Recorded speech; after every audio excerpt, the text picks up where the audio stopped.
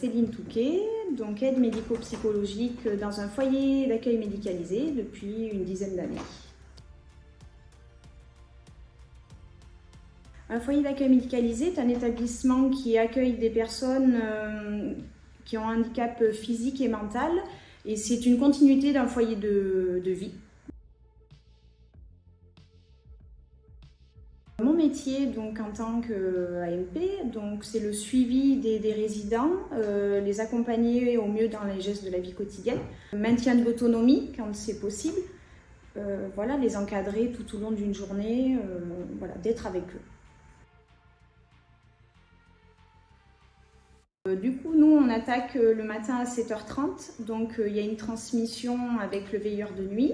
Ensuite, donc, on passe dans les chambres de chaque résident, donc on suit leur rythme de lever. Donc, voilà, s'il y en a qui veulent dormir un peu plus, on les laisse dormir. On les accompagne donc à la toilette. Pour certains, on les guide, pour d'autres, il faut faire. Je les accompagne au petit déjeuner, au repas, les après-midi, de temps de sieste, d'activité. Voilà, toute la journée, nous on travaille sur une journée de 12 heures, donc ce qui nous permet en fait de les voir toute la journée, d'être avec eux toute la journée. Du coup, j'ai un BEP service aux personnes, un bac pro service en milieu rural et ensuite un BTS en espace rural. Donc j'étais partie dans le social déjà, pas forcément dans le handicap.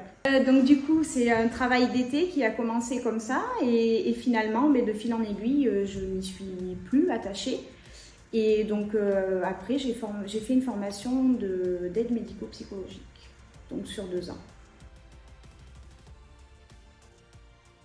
Être auprès des résidents, pouvoir les accompagner au mieux que l'on peut.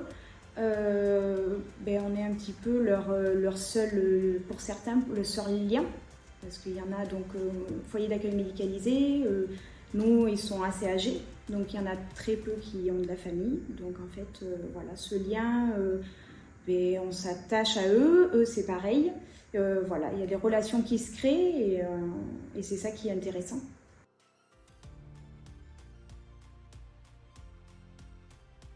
De se lancer et de pas avoir d'a priori et d'en avoir envie.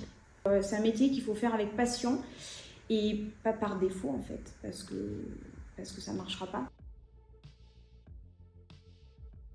Voilà, pour inciter les jeunes un petit peu à se lancer, et les moins jeunes bien sûr, parce que c'est ouvert à tout le monde. J'ai fait une formation de tuteur référent, donc ce qui permet de suivre les élèves en formation, et ce qui peut être intéressant parce qu'on voit l'évolution de la formation justement, et d'avoir un autre œil, un œil extérieur en fait que nous, quand on est la tête dans le guidon et dans nos habitudes.